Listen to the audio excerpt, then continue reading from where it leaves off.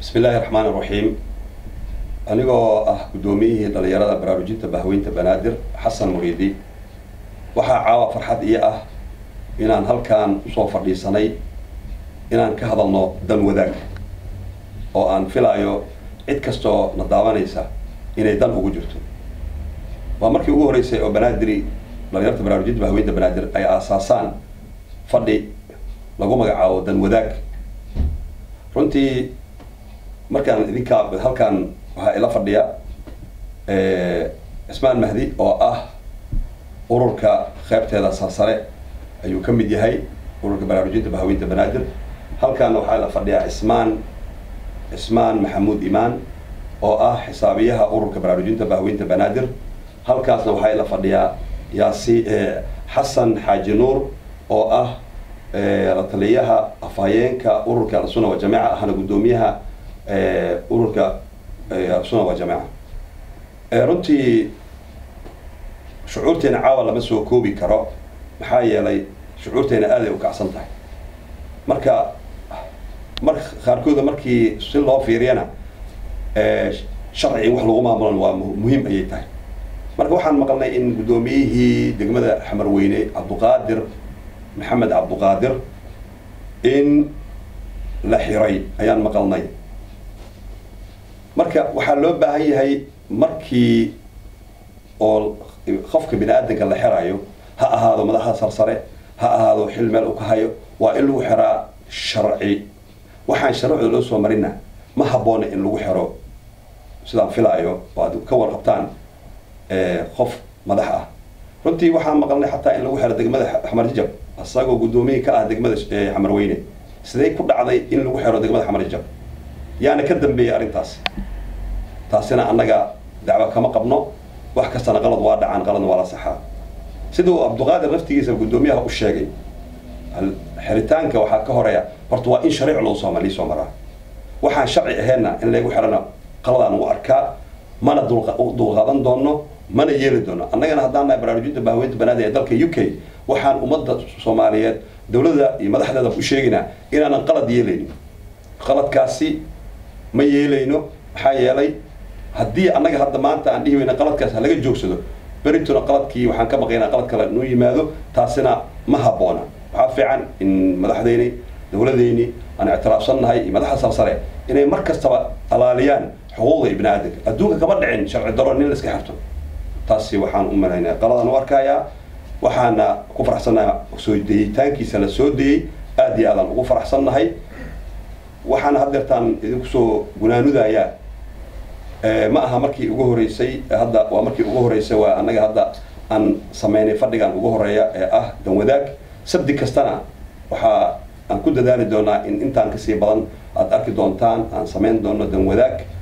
oo aan ka hadli doono wax alla wixii wadankeena ku soo kordha wax alla wixii siyaasad ku saabsan wax kasto oo wanaagna inaan ka talin doono waxaan rajaynaynaa annagana si fiican oo wanaagsan oo aan xumaana ku jirin oo si mudnaan dhowritaan ah cid kastana aan iswada dhowrayno inaan u hadli doono hadduu ilaahay kala noqdo oo aanan ku dadaali doono nidaamka iyo shuruucda waxa uu ku yaala inaan ka xadgudbi doonin wabillahi tawfiiq haddana waxaan ku rajaynayaa secretary-gii ayaa haddana hadli doona insha Allah idinkana warkiina dhageysta markiisa بسم الله الرحمن الرحيم أنا عثمان محمود أنا كمد مدحنا السارة بي بنادر وحنا عاو هنبلي ودرينا قدوميها تجمد حمروينة مدن عبد القادر أدي أيام وفرح سنة هاي سود اسمه هذا وأنا فيلن إن شاء الله إن هذا ودن كدم كجلين تاسنا شرف وين أي نوت هاي الحمد لله رب العالمين وإله مهديسة مركو حنشيء له ومدة صومالية إن وناكسن تها خوف كستو خلط كجلو ودن كإن لولا حساب تمو تاس أيه هرمر لو جاري كرا سيدا أنا لسوعنو ميل كستو عالم ك مدحها ديلو الحساب تمي لهاي متجير لهن وح خلط مرك آدم وفرح سنة وسود بيننا وحن رجينا نها وجادان مدحها السر إن لولا حساب تمي دون عد كستو خلط جشة الحمد لله رب العالمين قدوميها وحن ديرنا حنبليو وبالله التوفيق وأن محسنتين عندنا وحنا كسود بينا بدو أفيانك أهل السنة والجماعة مدن حسن حاج نور كسود باب السلام عليكم ورحمة الله وبركاته. halkaan ugu hadlaya gudoomiyaha degmada Xamarweyne Cabdulqaadir Maxamed Cabdulqaadir oo la xiray oo loo xiray sharci darada lagu xiray oo dambi aan lahayn misbit oo lagu misbiday taas waa meel ka dhaca waa inaad dawladda taas ay ka qabataan midda kale waxaan u sheegaa dawladda baarlamaanka oo waxaan arrintan waa inay ayagana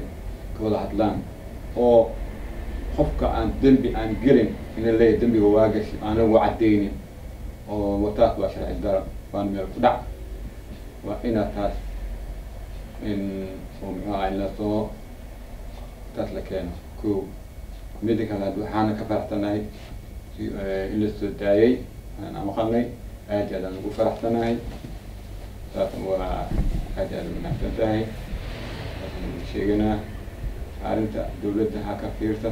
fiirsato waa inay wax ka qabataan cidda faldambiyeedka waddanka ay ku gasho waa inay dadka maxkamada soo taaga sharcigaa jira maxkamada kala dambeynaa jira waa intaas looga xisaabtama ma aha qofka dambi inuu galo oo iska qabto sidii xoolo camal meel lagu xirto waa qalad adiga haddaad ka haysan caddayn intaad ka hawda oo xirtid may taas waa taas sharciga waa ka booday يعني تشرعنا معها وإنه كثير سنة. واحد ونكان واحد مصمات خير وواحد مصمات وسمينا مجرته واحد عملوا هذا مجرته. ما تقولوا وإنه كثير تتا فلك الدبيت قف سمي وإنه تات محكمة التاجر. واحد جورد بإنه واحد أودعن هكثير تتا واحد دك وواحد سميين وإنه التاجر محكمة إنه عديان إنه hadduu waxaad birataa hata tan waxa laga baqay hada maanta dhacay birinta waa tookala dhacaysa waayo dhacaysa waxa ninkan wax aan galabsan aan wax sameyn ayaa dusha lagu soo saaraa misbidka lagu sameeyna waa qalad marka ma aha wax lagu degdego ama wax la sameeyo sida in la qabto meel maartay in xabsi la dhigo waa nin oo gudoomiyaha degmada Xamrun waa xil weyn meesha waa ma aha nin ma oo muxuu ahaa isha waxaa meel adigu oo qofka maartay meel yar oo qof uu hayo ama meel uu sameyn karo waa ninka xil weyn oo degmo oo hayo waxaas oo dhan waa inay ka fiirsataa ma aha waxyaalaha markaa qof sameynayo war ninka wal xuseen ama waxa lagu sheegay waa degdegaysa waa xiriirtaa ma aha wixii dambi waa lagu waayay maxaa sameynaa raali ahaw marka waxaas ka fiirsataa dawladda يدك وحتمين هكفير سلام تقريبا هاي السلام عليكم ورحمة الله وبركاته. runtii waxaan u filayaa in awada aan halkaan ku ekeen doono aan aysan ahayn in saddexdan kale uu ku eg yahay laakiin sabti kastaba aan barnaamij cusub la imaan doono si ay dadka Facebook fiirsada ay nala daawadaan ayna ku farxi doonaan waxaan idiin soo gudbin doono ay idiin soo gudbin doonaan baraarujinta bahweynta banaadir haddaan nahay waxaan idinku dhaafaynaa oo idin leenahay haya Usmaan. Assalaamu calaykum waraxmatullaahi wabarakaatuh.